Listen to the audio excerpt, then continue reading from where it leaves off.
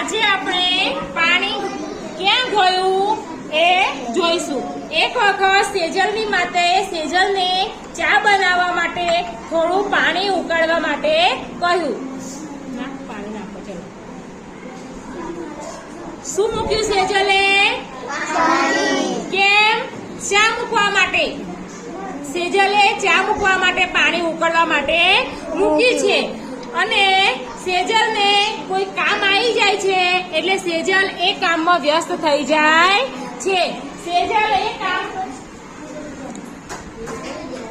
સેજલને કામ કરતા કરતા એકદમ યાદ આવે છે અને એ હવે એણે મૂકેલી ગેસ પર ચા એ જોવા માટે આવે છે તો વાસણમાં ખૂબ ઓછું પાણી જોવા મળે છે। તો આ બધું પાણી ગયું ક્યાં?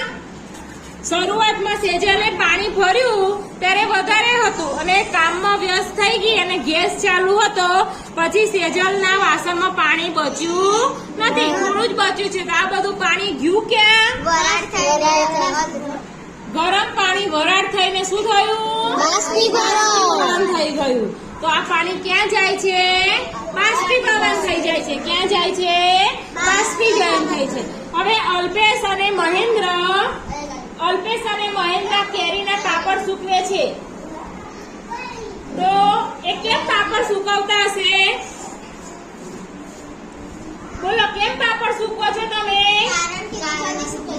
એ પાપડ જલ્દી સુકાઈ જાય। પાપડનું શાનું પ્રમાણ હશે? પાણી હશે થોડુંક। શું હશે? એટલે તાપમાં સૂકવે છે તો શું થશે? પાપડ સુકાઈ જશે। ચલો આગળ। તમે ઘરે કઈ કઈ વસ્તુઓ તડકામાં સૂકવો છો એ તમારે બોલવાની છે। બોલો ચલો। પાપડ, પછી કપડા, પછી ચાદર, પછી રૂમાલ, ખાવાની બીજી કઈ વસ્તુ સૂકવો છો? ભીંડા, કેરીના પાપડ, પછી ચકરી, આંબડિયા, પછી ભાજી, પછી હળદર, પછી આદુ સૂકવો છે ને, આદુ સુકવવા માટે। પછી બીજું મગફળી, પછી ડુંગળી, સૂકવો છો? ના, પછી બીજું શું સૂકવો છો? મરચાં, મરચાં, પછી